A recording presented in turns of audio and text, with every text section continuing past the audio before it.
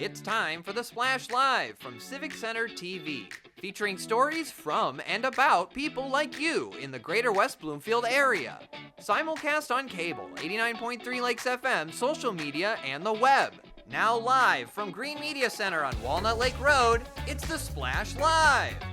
Live, local, social, it's the Splash Live on Civic Center TV and 89.3 Lakes FM. Thank you for joining us. I'm your host, Tyler Kieft. Always encouraging you to stay along with us beyond our shows each and every day. Follow us across our social media, Facebook at Civic Center TV 15, and you can find us on X, on Instagram, and subscribe for free on our YouTube channel at Civic Center TV. Our top story today, perhaps the top story across the nation, as all eyes are on the economy with new tariffs set to go into place today, affecting trade between the U.S., Mexico, and Canada, as well as other nations that commonly import goods into the U.S., such as China. With that, it's going to have an effect, and it has been having an effect on shoppers right here close to home in the greater West Bloomfield area. They're already feeling the hit on their pocketbooks when they go shopping, particularly at the grocery store, as local shopper Dr. Joseph Barinholtz told Civic Center TV's team. Well, it's been stunning. In the last 4 years, I've watched prices double as it relates to food, energy, and it's difficult to go shopping. I'm fortunate enough to afford most things in a grocery store, but I still tone back my purchases because of the prices that have escalated, specifically dairy products, poultry, meat. And it makes me just wonder how everyone's getting along with these prices rising the way they are. And it's been no secret that shoppers in all different areas, whether you're going to shop for clothes, shop for gifts for birthdays or holidays for you and yours, these prices are affecting customers right here in greater West Bloomfield. But it's definitely been the biggest hit we've heard of commonly across the board in our community and beyond has been at the grocery store. And as West Bloomfield resident Charles Collins told us, the hardest financial hit he's seen has been when he makes that weekly or twice weekly trip over to the local grocery. Well, yeah, everything, but especially the eggs are really outrageous.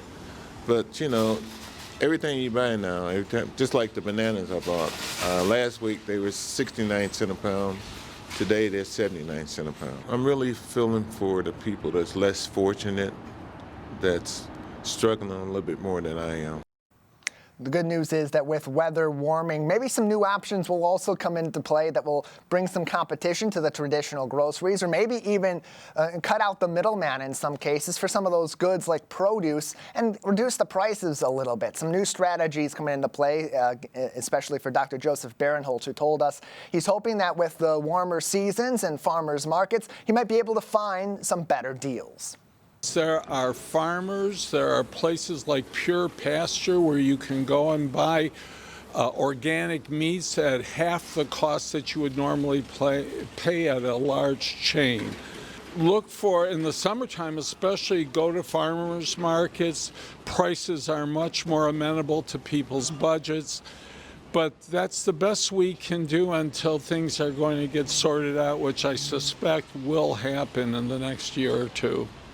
We'll be hearing a lot more on the economy coming up as soon as today. President Trump expected to speak to a joint session of Congress tonight. That address is expected to begin at about 9 p.m. The economy definitely going to be something in focus as he speaks, and something that's affecting us close to home each and every day. In the meantime, we want to hear from you. What are some strategies that you're employing as you're going out and shopping at the grocery store each week or in other places across our community and beyond to save yourself some dollars and perhaps help your pocketbook out a little bit with these economic fluctuations we've been experiencing in recent years? Go ahead and tell us across our social media, Facebook at Civic Center TV 15, and then on X and on Instagram. You can also comment on our posts from today at Civic Center TV.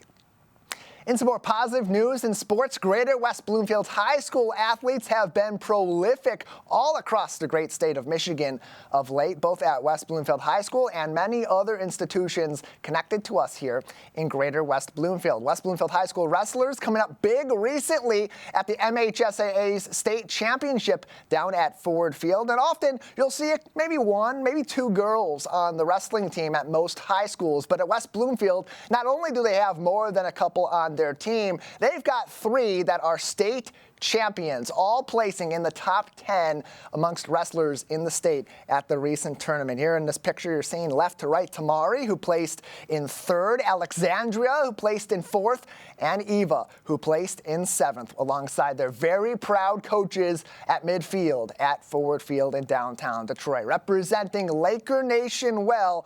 And we've also been in contact with their team, hoping to get even more insight into this historic championship performance from our Laker wrestling team. Great news over there in the game of wrestling. On the basketball court, big performances on their way this week. The West Bloomfield High School girls varsity basketball team, let me remind you, state champions. They're still the reigning champs in this state.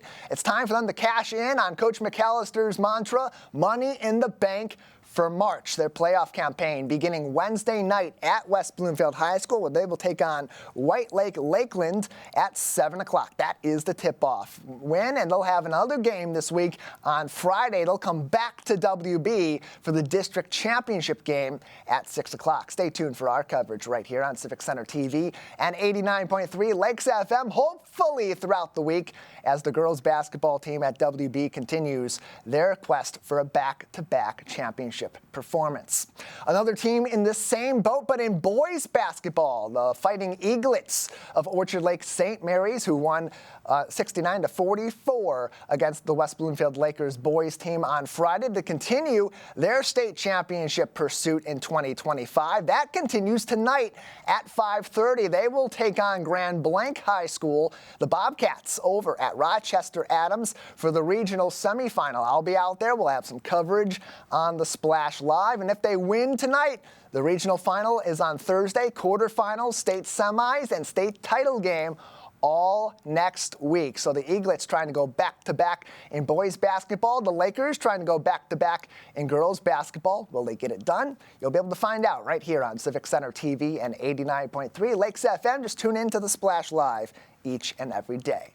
I had a chance to speak to a guy who knows a little bit about winning basketball games in the month of March. He's a bona fide MSU basketball legend and a high school basketball legend from the classic Flintstones squad back in the day. Mateen Cleaves is also a dad of one of the players on Orchard Lake St. Mary's team this season. Had some insight on their recent district final victory and told me all about what he thinks makes this team so prolific in 2025 after that game. I thought they won a game on the defensive end. Obviously, we know they got great scores. Led by Trey McKinney. Seniors, Sherrod, Zip. But I thought they won the game on the defensive end, and that's going to be the key for us. I think we can score when we need to, but the key for us, I think, is really lock in on the defensive end, and we should move further. Your son's had a hell of an upbringing in the game of basketball, some good mentors so far, and being able to play with some of these seniors on this Orchard Lake team that have won state titles, play under Coach Covert. How's that experience been like for him? Oh, it's been great, and he embraced it every day. He loves it. He talks about, the senior leadership and being able to compete against Trey and Zip and Sherrod, and then he's, picking things up from them as well. So, he's always in the gym looking and finding ways to get better, and he's definitely benefiting from being around some great players and great coach, and so he's excited about it, and yet he just continues to try to learn and get better every game so he can, move further in the future. It's a team that's been going quite far in the state tournament over the last several years, winning, of course, last year in familiar territory for yourself at the Breslin Center. What do you think this team's got to do going forward the next few games to get back to East Lansing and bring home their second consecutive title? Block out all the noise, just take it one game at a time and keep playing together. I think when we play together, we're the best team in the state, but they just got to keep playing together, share the ball, keep working and helping each other on the defensive end. But if they can do that and play together, play hard with passion, I think they got a chance to win it all again. We're about to head into March, and as we head into March, Trey McKinney will be playing at Michigan next year, but got to think about those Spartans having a pretty good year over there, too. too with Coach Izzo. Yeah, they are, man. They playing really good this year. And once again, I mean, same thing I'm saying here. When they play together at Michigan State, they're a very good team. When they try to do it individually, they struggle. So same thing, Michigan State's playing together right now. You mentioned Trey going to Michigan. That hurt my heart. And I'm going to be torn watching the game now because, I'm a Trey fan and he's from Flint. And, I'm going to wish him the best. But that's going to be a tough one to watch next year. But as you mentioned, Michigan State is playing good because they're playing together and they're listening to the best in the business, and that's Coach Izzo. Orchard Lake St. Mary's defeating the Lakers tonight, winning a district championship. They move on to the regionals next week and a few steps back from going back to East Lansing to compete for their second consecutive state title. Alongside Mateen Cleaves at West Bloomfield High School, I'm Tyler Kieft, Civic Center TV. A very fun conversation I had with Mateen Cleaves about Orchard Lake St. Mary's. His son, Mateen Cleaves Jr., a key player for them in that win against the West Bloomfield Lakers, perhaps going to be a big player for them again tonight as they go back out on the road, this time a little bit further away, going to Rochester Adams. Tip-off of tonight's game is at 5:30. We'll have coverage right here on the Splash Live on Wednesday.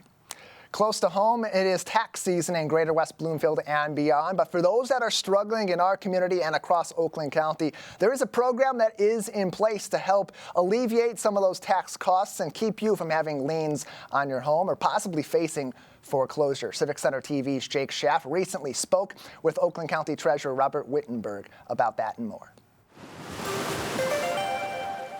The Oakland County Treasurer's Office is committed to helping individuals, families, and business owners avoid tax foreclosure and to help them keep their properties. And there are several assistance programs to help delinquent property taxpayers. Here to tell us more about these programs, we have Oakland County Treasurer Robert Wittenberg joining us right now on The Splash. Robert, great to have you with us.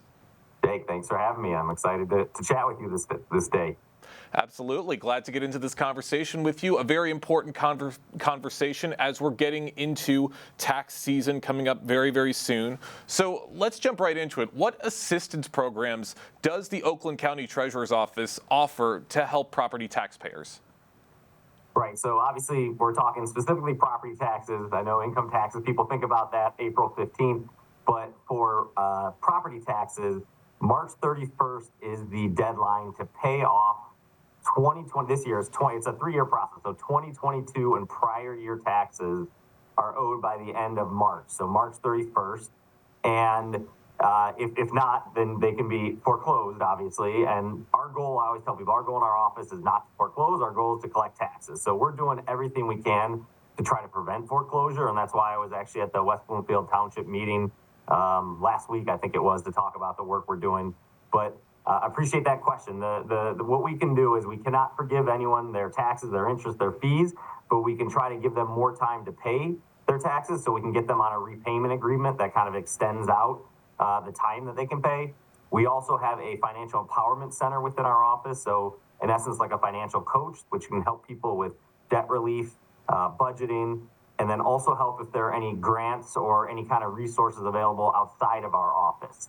So that's kind of what we do. And we like to talk to people. We have what are called our taxpayer assistance meetings. So they're one-on-one meetings with people to talk about their unique situation and see if we can get them into a plan that works for them. Awesome. Great resources to help these residents as they're trying to get these taxes taken care of. And you just touched upon it, how March 31st is going to be the deadline for these taxes. And you said a little bit about how if they are not paid by that period, foreclosure could be a very big possibility. Could you go into a little more detail about some of the things that might occur should these taxes not be paid on time? Yeah, so again, March 31st, if they don't pay the taxes and we don't hear from them and we don't find a repayment agreement, then foreclosure can happen, right? And this is based on state statute, so we are following the state law. So we need people to reach out to us. We, as I say, we don't know you need help unless you tell us you need help. And so we encourage people to call our office, 248-858-0611. Go on our website, oakgov.com/treasurer. They can email treasurer@oakgov.com, so they can get in touch with all those different ways. And they can schedule a meeting to chat with us, again, to talk about their unique situation. But if we don't hear from you, and you don't pay your taxes, then obviously foreclosure can happen. We want to hear from you, and that's why we're doing this robust outreach campaign. That's why I appreciate you having me on the show today to talk about this. That's why I'm going to township board meetings and city council meetings all throughout the county. It's a big county. We have 63 cities, villages, and townships, so I'm trying to get to as many as I can. And we're doing really just a push to tell people we're here to help. Please reach out to us. As I said, and I'll reiterate, foreclosure is not our goal. Our goal is to collect taxes. That's what we're trying to do. We're trying to prevent foreclosure. A foreclosure could be detrimental, obviously, to the person or the family that's foreclosed, but also their neighbors and the community. So we're doing what we can to get out there to try to prevent it from happening in the first place. That's right, and it's great that you're doing all of this work to help educate the people of Oakland County because, as you said, nobody wants to see foreclosure happen. We don't want to see it to happen to anyone, so it's good that you are educating everyone on all of these ways to make sure that taxes get paid and that you have enough time to do so. And one of the ways you can do that is with repayment plans. Could you talk a little bit about what these repayment plans are? Yeah, so that's when we will talk through it with people and see what their situation is, right? Because obviously the taxes in different communities are the amount is not quite the same. And so some people pay higher taxes, and so we're going to look at a little more loftier agreement. And then other people that maybe have a lower amount, we can try to work with them, though. But we try to get people to pay it off in usually 12 months. Sometimes we'll go out to 18 months. But for the most part, we're trying to get people to pay it off sooner than later. I always say it's a little counterintuitive to say it, but the sooner they pay it off, the less they're going to pay in the long run, right? There's interest and fees that are being added. So the more you pay now, the less you'll pay in the long run. So we're really trying to work with people to get them on a plan that works for them, but is a little bit aggressive so that they can get caught up sooner than later. Because it's only going to save them in the long run. But we try to work with people. If they have extenuating circumstances, we want to work with them. Also, if they have very low income, right, there are options with their local assessor and their local community where they can get a hardship exemption, which can lower their taxes as well. So we talk people through that as well. Also, a lot of people are in a position where they live in their house, they're there full time, homestead, if you will. But they don't have what's called their principal residence exemption, which would lower their taxes. And so we work with them and give them the information they need to try to get that principal residence exemption added to their property, which will save them money as well. So we kind of talk through every unique situation and see how we can help them and then figure out an agreement that hopefully gets them caught up in no more than 12 months.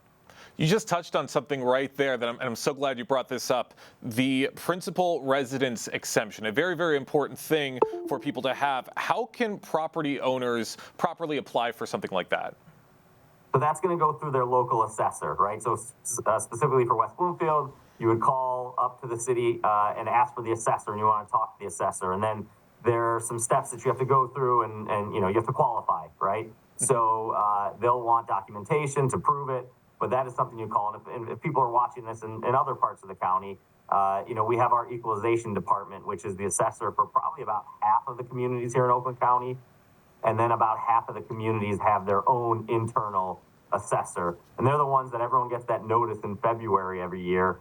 They're the ones that are handling that they send to you about your property and what your property is worth and your taxable value, things like that. For those just joining us right now on The Splash, we have Oakland County Treasurer Robert Wittenberg joining us right now, talking about the many different programs Oakland County has to help with foreclosure and relief programs to help make sure that everyone gets those taxes paid on time. And I want to ask Robert, in the last few years, what have you noticed in terms of foreclosure rates here in Oakland County? So that's a great question. And actually, they went down. I took office in 2021, and we had a moratorium on foreclosures because of COVID in 20 and 21. And we have done just a big push to try to prevent foreclosure. As I've said, that is what we are trying to do, is to prevent foreclosure. And so we actually had the lowest foreclosure numbers we've ever had 2 years ago.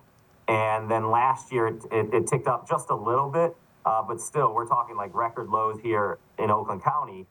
because again, I think it's attributed to the work that our team is doing, that we do those taxpayer assistance meetings, that we are out in the community trying to help. And so it's making a difference. And the process itself, right, it's a 3-year process, as I said. So this year for 2025, anyone that owes 2022 and prior year taxes is subject to foreclosure. So we're doing our best to get out there and tell people to pay so that we can keep those numbers down as well, or get them into an agreement. Awesome. All great things I'm hearing. Absolutely. It's great that you're educating everyone here in the community, and you're also educating about things like personal property tax exemptions. What types are currently available under Michigan law? So that they also need to talk to the assessor as well. But there's a form that they file. Unfortunately, the date passed. It was in February to file it, but next year. But if people owe personal property, so it doesn't sound like it should be this way, but personal property is actually business. It's for businesses, the property that's in their business, not the actual fixture itself, not the building itself, but what's there. And so if people are delinquent with their personal property tax payments, that comes over to our office as well. So we become, in essence, the collection agent for that. And so we try to work with them, the businesses, the same way that we work with residents here in Oakland County to try to help them and their businesses. We want everyone to thrive in Oakland County, the businesses, the residents. So we're doing what we can to work with everybody. Of course, you want everyone to be successful and you want everyone to thrive. And that is very important information should people have issues like this down the line. And where can taxpayers go to find a little more information about things like these and these assistance programs with Oakland County? So I mentioned it a little earlier, but obviously going on our website, oakgov.com/treasurer, calling our office, 248-858-0611. They can email us, treasurer@oakgov.com, or they can come see us in person. We'd love to see them here in our office. We got a great team that's kind of the front lines, that's there chatting with people and working with people. So we're always happy to have people here in the office as well. So please reach out to us, go on our website, do what you can, but we're here to help. And so those are the ways that we would really encourage people to reach out.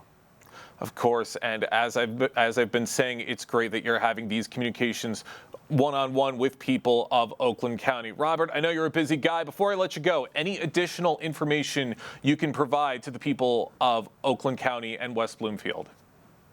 I think we covered everything that we needed to. I appreciate people. The one thing, I guess there would be one thing is if you know people that are struggling, please encourage them to reach out. Please have them call our office. We want to help. And if they have questions about anything, they have concerns about anything, reach out. And that would probably be the main thing I'd want to say. But otherwise, I appreciate you taking the time. I appreciate the audience for watching and listening to this. And if there's ever anything I can do, let me know. Obviously, I love living in Oakland County, and I love West Bloomfield. My in-laws are living there. My wife is from there. It's a great community, so I'm there often. So whatever we can do to make your life good, you let us know. This is an incredible community, and it's made even better by the work you do. Robert, thank you so much for joining us today here on The Splash Live. Thanks for having me, Jake. Take care, everyone. Civic Center TV's Jake Schaff alongside Oakland County Treasurer Robert Wittenberg. Very important program. Again, the website, oakgov.com/treasurer. Their tax assistance program is underway. You can set up an appointment to call or even have an in-person appointment, I believe is also the case with the Oakland County Treasurer's Office. If you have back taxes that are owed at this time and you want to avoid foreclosure, an excellent program they've had ongoing for a number of years, oakgov.com/treasurer. We'll take a break on the Splash Live. On the other side, a focus on invasive species, a growing problem across the state of Michigan. What species are affecting us mostly here in Greater West Bloomfield, and what can you do to help the situation yourself? Live, local, social. It's the Splash Live on Civic Center TV and 89.3 Lakes FM. We'll be right back with the Splash Live. Good nutrition can help make sure you have enough iron, calcium, and vitamin C in your body, which can make it harder for lead to enter your bloodstream. Help protect your family from the harmful effects of lead. Last week, Brandon met a girl on a dating app. One day after work, he finally found the courage to ask her out. No answer. He started to panic. Was he being too pushy? Maybe it was too... Hey, sorry I didn't respond. I was driving. I would love to go on a date. How does tonight sound?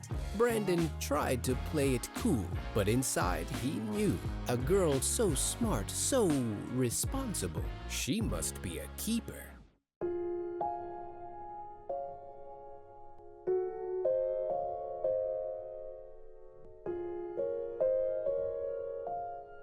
When you have a gambling problem, you have a money problem.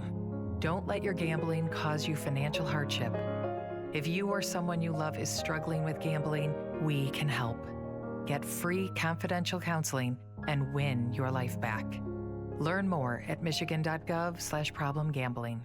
Hi, I'm Chris Fry, Park Superintendent, West Bloomfield Parks. Congratulations, Civic Center TV, on 1 million views on YouTube. Thank you for all you do in the community, and thank you for having me on The Splash throughout the season to talk about activities out in the parks. Chris Fry, proud to be 1 in a million.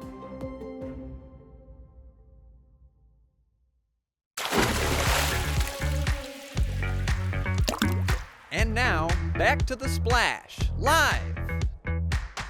Live, local, social, it's The Splash Live on Civic Center TV and 89.3 Lakes FM. Thank you for joining us. I'm your host, Tyler Kieft.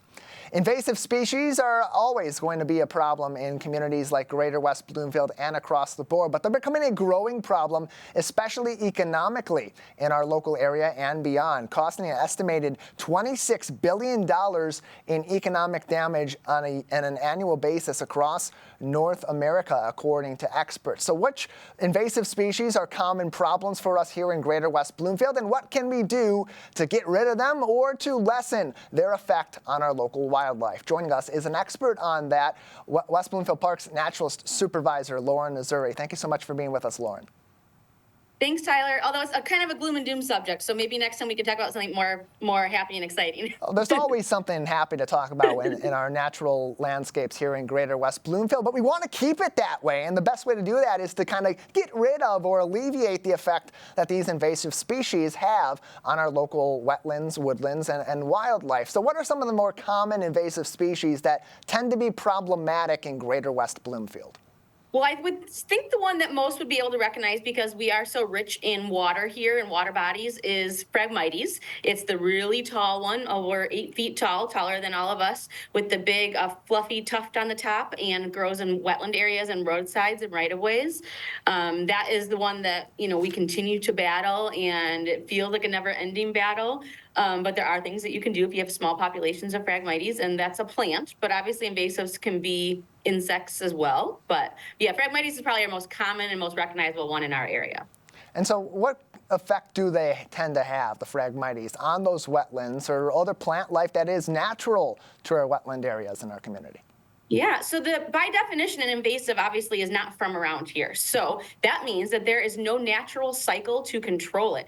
No animal in our area is recognizing these plants as something that they could eat or help control. So there's no way of reining it in naturally here because it's not from around here. So that's one problem, is that there's no natural control. The other problem is that it crowds out other natural species which provide food and habitat for our other animals.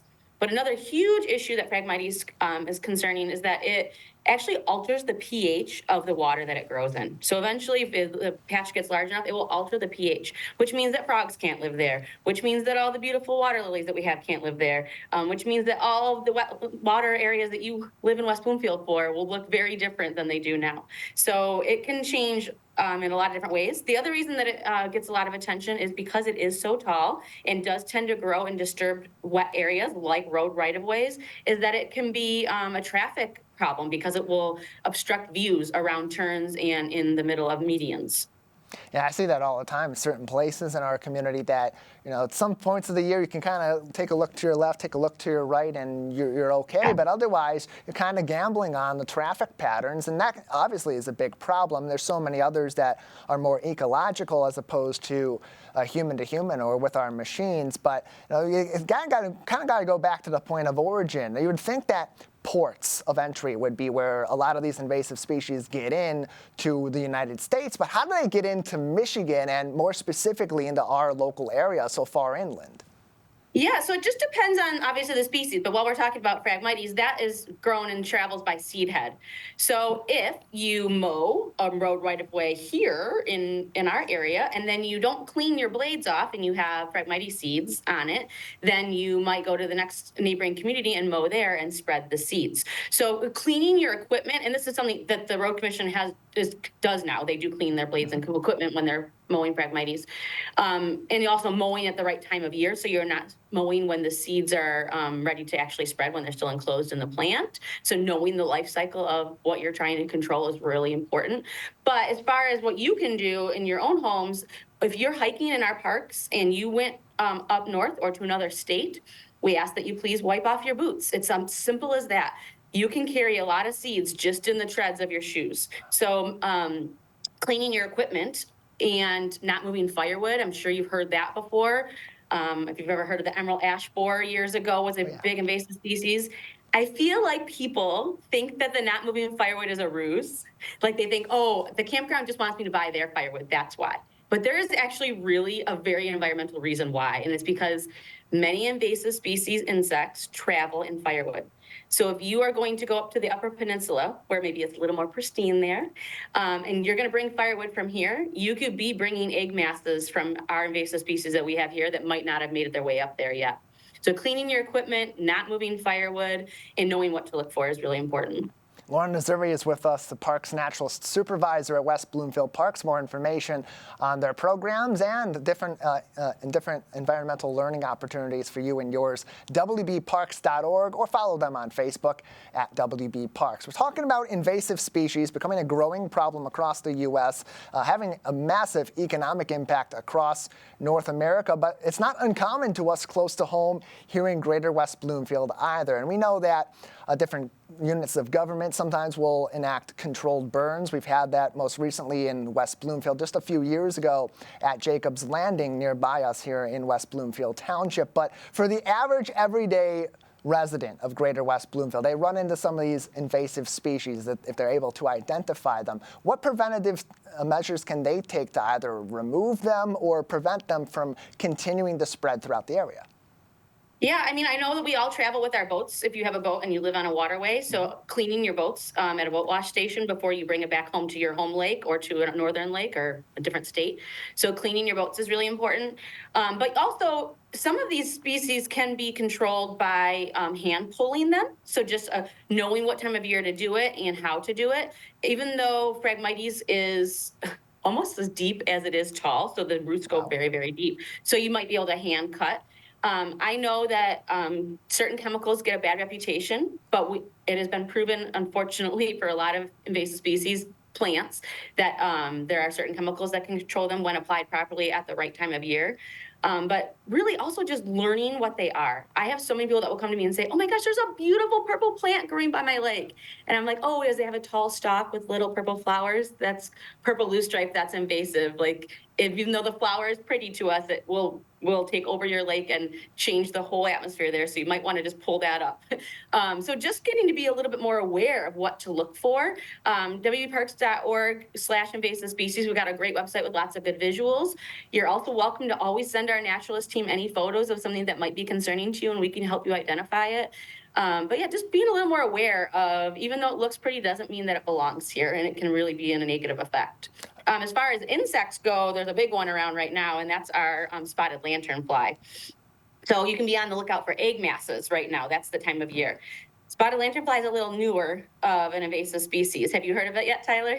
I have heard of it. I haven't seen one. I don't know. I wouldn't be able to tell what it looks like, but I've heard of it. Yeah, so this is the time of year that they have laid their egg masses, and we're looking for those. The adults won't emerge again until June, July. They'll be like little tiny little baby bugs. But right now we're looking for the egg masses, and they will lay their eggs on almost anything. So just keep it aware. If you see something that doesn't look quite normal, maybe even on your patio furniture, they like to lay eggs, on your vehicles, on any really like hard surface, and obviously on the bark of trees as well. And you can scrape those egg masses off and destroy them. It seems counterintuitive because I obviously am always a proponent of protecting wildlife. But when it comes to invasive species, the best thing is to help control their population so that our native wildlife can thrive here. So if you have any idea of something that might be like kind of like let me see if I got a good picture for you I can share. This is quite the poster here, the Stop the Invader. But the egg masses are kind of they're about 1/2 inch, and they can be shiny when they're first laid in the fall time. But right now they might even look more like this, like a crackled little like cake frosting, maybe old cake crackled frosting is a good description of how it is. Okay. But if you see that, you want to take a picture of it, and then you want to scrape it off and destroy it. And the photo helps us to know better where this is spreading. So it was first found here in Michigan in Pontiac at a greenhouse because it's attracted to another invasive species, which is tree of heaven. And so if you buy landscaping plants like tree of heaven, definitely be checking those plants in your backyard to make sure you don't have egg masses on them. But also check your patio furniture, check your vehicles, and look for these egg masses. Once you take that photo, make sure you share it. There's a thing that the Michigan DNR does that helps us locate and identify, and it's called the Eyes in the Field. So obviously all of us naturalists and scientists can't be everywhere in everyone's backyards. Of course. And especially in West Bloomfield, we're fortunate. A lot of people share with me that they live up, their property lives right up to a wetland or a forest area. And so really we need everyone's eyes to help look for these things. So if you see something, you should report it. It's a quick, easy 5 minutes on a website, even less than that probably, to say, oh, I think I found something. And that really helps us get good data and where these spider lanternfly might be traveling to. And a lot of those you can find even more information on, kind of know what you're looking for that's common to our area, as Lauren said, wbparks.org/invasive species. Lauren Missouri, West Bloomfield Parks naturalist, with us on the Splash Live. Before we let you go, anything else that we should know on this topic as we speak today? Well, you had mentioned the economic, right? The economic negativity of where we spend a lot of money on controlling invasives. The reason we want everyone to start learning about the spotted lanternfly and what to look for is that they really attack and thrive on ornamentals like trees of heaven, but also on grapes and apples. And we live in Michigan, and that's our number 1 and number 2 crops here in northern Michigan. So definitely some concern in the agricultural industry here with these spotted lanternflies. So keep an eye out for those egg masses and help everyone out. And then, obviously, a great way to prevent this is to plant native species. So we always promote native species and more beneficial to the environment plants. So look out for our native plant sale in the spring. And then we were talking about how a way you can help out, right? So you can hand pull a lot of these. One invasive species we didn't talk about today, but is really common in our area is garlic mustard. Yep. It's a small little plant that can spread. It becomes a monoculture, takes over, but it's easier for us to control because we don't have to use chemicals. We just need a lot of people's hands to help us. So we do a garlic mustard gatherers in May, where the community comes together and we meet on the trail. And we kind of do a lively competition of who can pull the most prizes for the most pulled. But we've seen such an impact of that over the years. Our 4th graders in West Bloomfield School District have come out year after year to help us pull. In the areas that they really focused on now, there's a lot of great natives growing there, and the garlic mustard has really gone down. So we've seen the impact of what we can do in our community together with that. So definitely come join us for a garlic mustard pull in the spring here. All of that can be found on wbparks.org or follow them on Facebook at WBParks for even more information. Lauren, thank you so much for your time today. Thanks, Tyler. Appreciate it. Always great insight from Lauren Missouri and the naturalist team over at West Bloomfield Parks. They want to help you with this. If you're not sure what is an invasive species, how to deal with that in your yard or down by the lake on your property, wbparks.org/invasive species, or just contact them. Go to wbparks.org, talk to their naturalist team, and ask them questions. They love to answer these questions. They love to be helpful about them. And those native species she was talking about, we got a full feature on that. Go to our YouTube page at Civic Center TV. Just search native species. One of your favorite episodes, one of your favorite pieces of content across our platforms is A Minute with Nature. She did a full segment on what some of those species are that will improve your garden, improve your yard, and help to prevent some of those invasive species from taking over our community here in Greater West Bloomfield. On a much more positive note, it's a big celebration today across the Metro Detroit area. It's Fat Tuesday, otherwise known as Paczki Day, and there's a big celebration going on close to home in the city of Orchard Lake Village during the lunch period at Orchard Lake Schools. Civic Center TV's Jake Schaff is live with more. Jake. How exciting. Hey, Tyler, good morning. Happy Fat Tuesday, or Tłusty Czwartek, as it's known in Polish culture. But of course, most people know it as Paczki Day. I am here live at Orchard Lake St. Mary's Dining Hall, where the festivities are only just getting started. You can take a look behind me. You can see the Paczkis have already been started to be laid out right here for all the students to enjoy. Not quite yet, though, but they will be enjoying on these wonderful punchkis very, very soon. They come in 3 flavors for the students: strawberry, raspberry, and custard flavor. So I'm going to give you a heads up real quick, Tyler. If I come back to the studio looking a good 10 pounds heavier, you're going to know what the culprit is. I'm just letting you know right now. But everyone is very excited. Absolutely. But everyone is very excited. They smell delicious, and everyone's going to be chowing down on these punchkis very, very soon. I can't wait to see it. Yeah, big tradition over there. They also host the Polish Institute for Culture and Research. I had a chance to talk to Dr. John Radzilowski about this tradition, usually Fat Thursday in Poland proper, but we celebrate it on Tuesdays here in the United States. Big celebration happening over there. Jake will have more on that later on in the week. Stay tuned on Civic Center TV. Jake, thank you so much. Anything else from out at Orchard Lake Schools? Just a lot of excited faces, a lot of smiles, and a lot of very hungry tummies. These punchkis are going to be put to very good use, and everyone's going to be having a great time here very, very soon. Yeah, they're going to be very full of energy out there as they head over to Rochester Adams for that big basketball game tonight to cheer on their Eaglets over against the Grand Blanc Bobcats for the regional semifinal tonight. We'll have coverage of that. We'll have coverage of Fat Tuesday and more coming up on the Wednesday edition of the Splash Live. Stay tuned right here on Civic Center TV and 89.3 Lakes FM. There's plenty more to get to. We're going to take a very short break and come back with even more from across the greater West Bloomfield community. I encourage you to stay with us live, local, social. It's the Splash Live on Civic Center TV and 89.3 Lakes FM. We'll be right back with the Splash Live. Good nutrition can help make sure you have enough iron, calcium, and vitamin C in your body, which can make it harder for lead to enter your bloodstream. Help protect your family from the harmful effects of lead. Last week, Brandon met a girl on a dating app. One day after work, he finally found the courage to ask her out. No answer.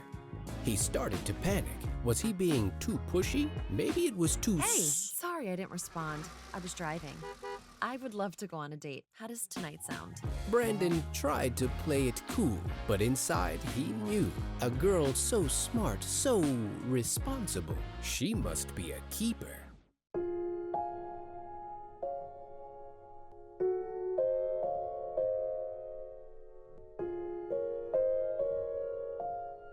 When you have a gambling problem, you have a money problem. Don't let your gambling cause you financial hardship. If you or someone you love is struggling with gambling, we can help. Get free confidential counseling and win your life back. Learn more at michigan.gov/problemgambling. Want to enjoy Civic Center TV on your social media? Find us on Instagram at Civic Center TV. Get notified when we upload one of our interviews, full episodes, and more. Thank you for watching and listening to Civic Center TV and 89.3 Lakes FM. And now, back to the Splash Live. Live, local, social, it's the Splash Live on Civic Center TV and 89.3 Lakes FM. Thank you so much for joining us. I'm your host, Tyler Keefe. Encourage you to always stay tuned with us for the latest updates across greater West Bloomfield. Watch us live each and every day throughout your work week, and to see even more special programming all across our social media. Facebook at Civic Center TV 15. You can also find us on X, on Instagram, and subscribe for free and hit that bell icon for notifications every time we go live or post new content on YouTube at Civic Center TV. We'll always be giving you plenty of good information that you need to know to keep yourself, keep your information, keep your family safe in our community. And always an issue are scam artists putting new strategies forth to try to take your information, take your money, or both simultaneously. They're getting really creative, especially nowadays when it comes to cryptocurrency, to dating scams, and so much more. So how do you protect yourself and your information online? We got great insight coming your way from Detective Tim Lillard from the West Bloomfield Police Department, who joins me on the Splash Live. Detective, thank you so much for being with us. Hello, how are you? Doing all right. How are you doing today? Doing well, thanks. Good. Glad to have you on to talk about this, because this is an issue that can affect anybody of any age that has some sort of connection to the web in 2025 and beyond. So presently, what are some of the more prevalent online scams that we're seeing affect residents in greater West Bloomfield and nearby areas? The biggest one right now is involving with WhatsApp. There's a lot of cryptocurrency, different platforms out there, and more coming every day. And here specifically in Southeast Michigan and in West Bloomfield, I mean, I've got numerous cases right now where people have gone on.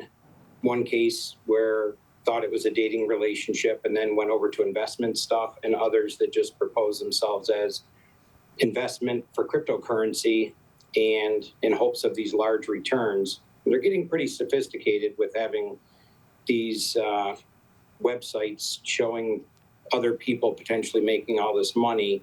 They get people to invest it, and over a period of time, they keep investing more. Then when they go to try and take money out, they realize they're being scammed because they're getting asked for paying of fees from it, and it can't come from your proceeds. It's got to come from your personal account. And in reality, the whole setup is fake. And so what are we seeing be maybe different now versus in past years as these scams sort of develop? Because as you said, people are getting a little bit more sophisticated as time goes on with the development of these scams. How is that manifesting presently? Well, like in these platforms that they're creating, they're showing other people that are, and some of them are truly people that are investing, but unaware of the scam. And what's happening is they see these big paydays of, you invest 20, 30, 40,000 or more. And in a short period of time, your account is now up to 200,000. And so they start putting more money in. And I mean, there's people that have put $1 million in and that money's gone. They're not in the country, but they're using Telegram and WhatsApp to communicate and getting people to transfer money overseas.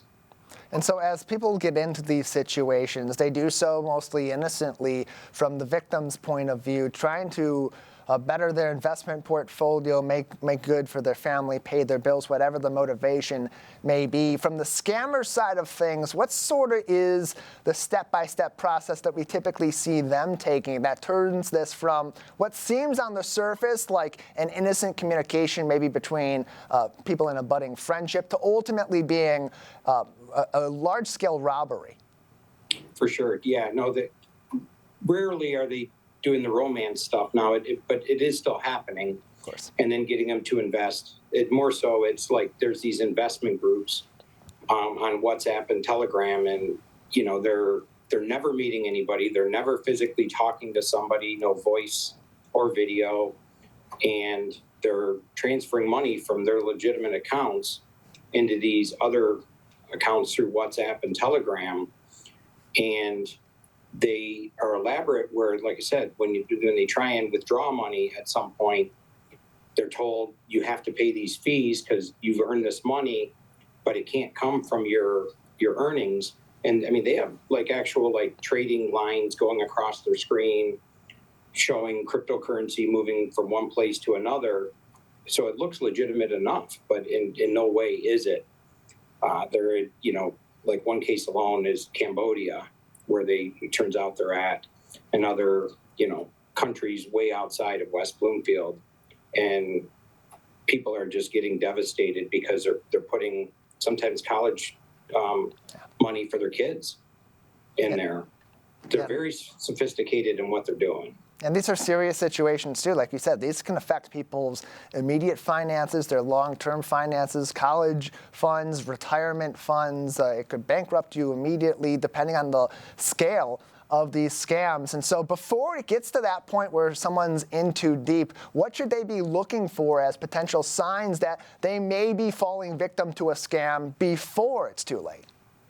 Well, the very first indicator is legitimate companies aren't going to be, doing investing through WhatsApp and Telegram. There's legitimate platforms out there for doing it, like, Coinbase being probably one of the biggest ones. They're regulated. They're marketplaces. The government has things in place to make sure that funds are being tracked and legitimate people are doing it. So the biggest thing is they'll claim they're like part of Morgan Stanley and other investment companies, but as you know, these companies aren't going to be doing investment portfolios through WhatsApp and Telegram. Detective Tim Lillard is with us from the West Bloomfield Police Department as we talk about scams that are affecting people here in greater West Bloomfield and in nearby areas, particularly when it comes to cryptocurrency. But they mirror and they're parallel to so many other different kinds of scams that we see targeting people's personal information. Even lately, people have received mailers in the greater West Bloomfield area saying that they have overdue bills for GFL Environmental, which hasn't been the trash and recycling service for our community in several months. Now it's over at Priority Waste. And so a lot of times you get these messages, whether it's snail mail or it's email, and it looks really legit. How do you sort of decipher between when you should be providing some information to a legitimate entity and someone's trying to take that information from you? Sure. First of all, anytime you're receiving information, you're not requesting it, question it. Don't ever click links in any type of text message or emails. Always contact these places that you deal with, or if they claim to be from a bank or a legitimate source like Morgan Stanley, call the numbers that you know. The Amazon accounts, did you authorize this charge? If not, call this phone number or click this link. And these are always going to be scams. Amazon's not going to send you that kind of stuff. IRS doesn't send you tax bills or threaten you with jail. Always contact online the legitimate companies through a phone number that you know, not what's been sent to you. Great advice from the West Bloomfield Police Department. You can find even more of this advice on ongoing scams and others that may arise, other tactics that may arise in our community and beyond. Follow them on Facebook at West Bloomfield PD for even more information. Detective Lillard, with only a couple more minutes left with you on today's program, but for people that do end up in these situations, whether they catch it early on or they catch it after it is a bit too late in the process and they've fallen victim to these scams, what steps can be taken and what can law enforcement do to help alleviate these scenarios, if anything at all? Well, first of all, don't be afraid or ashamed. Very educated people, all walks of life, fall for these scams, including people in cybersecurity. Report it. That's the first thing. And then go on to ic3.gov, which is the letter I, the letter C, and the number 3.gov. Report it there. That's run by the FBI. And other government agencies, and it allows them to collect all this data from around the country, seeing the trends, and then hopefully picking up the case and trying to track them down.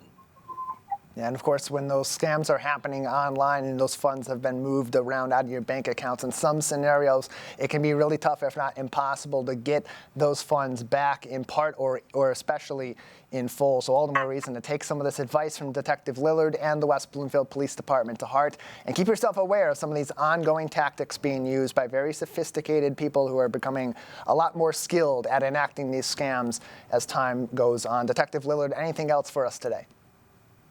And just, get in, make the reports. Don't ever pay, they'll threaten to send other information out and that. Don't ever pay that.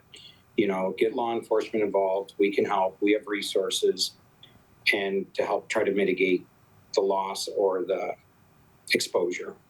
Always better to get some help from our local law enforcement when something doesn't seem quite right, to, at the very least, help yourself out, but possibly help many others not fall victim to these scams and these scammers across our local area and far beyond, trying to take your information and your money. Detective Lillard, thank you so much for your time today.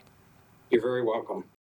Glad to have you on and glad to talk about that topic, to get the information out there. These are the things that people need to know. You need to keep abreast of these strategies that scam artists are using online to target your information, to target your money. They're taking very creative measures and they're using whatever they can to get that information as quickly as they can, take as much as they can, and leave you behind in the wake of that damage as well. So great advice. For more information and other safety tips from throughout our community and for online as well. Visit the Facebook page of the West Bloomfield Police Department at West Bloomfield PD, facebook.com/West Bloomfield PD.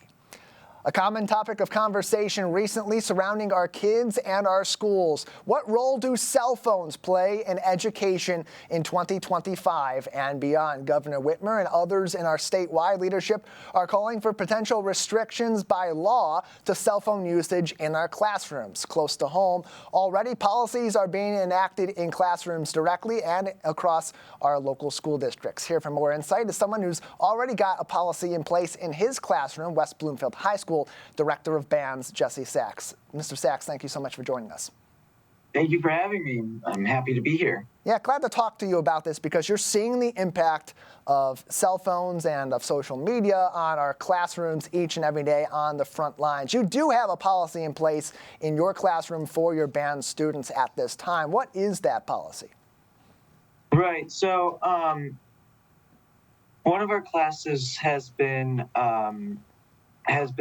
putting their cell phones up in pouches in the front of the room. Each student's assigned to a number, and they place their cell phone up in the pouch. I think that's been a really beneficial policy, partly because band, or rather all fine arts, are so much of a team environment whereby each student's participation directly affects the success of the rest of the class. So if we're working on something and for an example, the clarinets are on their cell phones, looking at Snapchat or any other social media platform, and I'm working with another section, then the clarinets don't hear what's going on with the other section, and they, and their lack of knowledge or lack of understanding of the trombone part, for an example, is going to affect them. So the cell phone policy of keeping it up in the front of the room seems to work well. It definitely improves the student engagement, and it also sets a better precedence for students to be fully engaged and focused. In our upper level wind ensemble, students have been using their cell phones strictly as tuners. So there's definitely some benefits to having cell phones in the classroom. They use them only as tuning devices.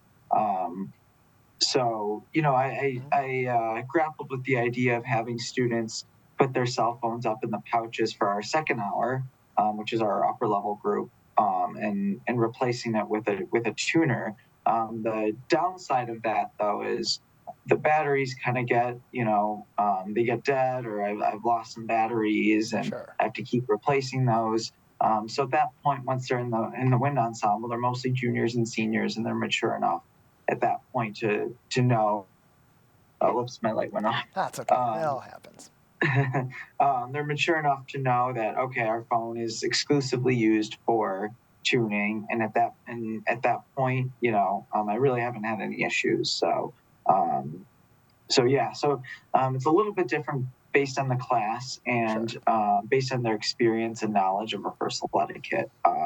But all in all, I really do think the cell phone policy of not using them in class is beneficial.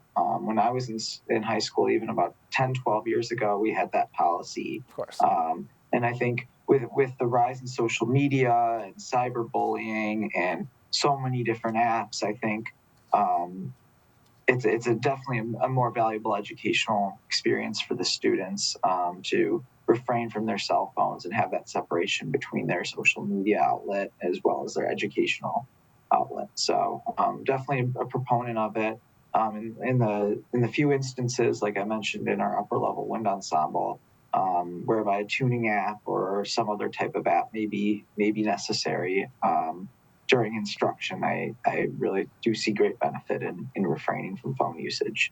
Jesse Sachs is with us. He's the band director at West Bloomfield High School. So we talk about cell phone bans in our classrooms, something that's being considered across the state, restrictions on cell phones in our classrooms and regulations on that may be coming down the pike from state Congress or from Governor Whitmer in the months or years to come, and also policies that are starting to be enacted in our local school districts. So here's the situation we're in. We're just about out of time on our live show, so we're going to wrap things up. We'll keep Jesse with us and post an extended conversation on our website today on civiccentertv.com. In the meantime, before we we let you go from our live show, I want to remind you can always follow us and keep up to date on all of our latest stories and coverage from across Greater West Bloomfield on Facebook at Civic Center TV 15, on X, on Instagram, and on YouTube at Civic Center TV, and of course on our website on civiccentertv.com. I want to give a big thank you to our entire team at Master Control, Ryan Younglove and Calvin Brown, and out in the field, Jake Schaff. For our entire team, I'm Tyler Kieft. Live, local, social.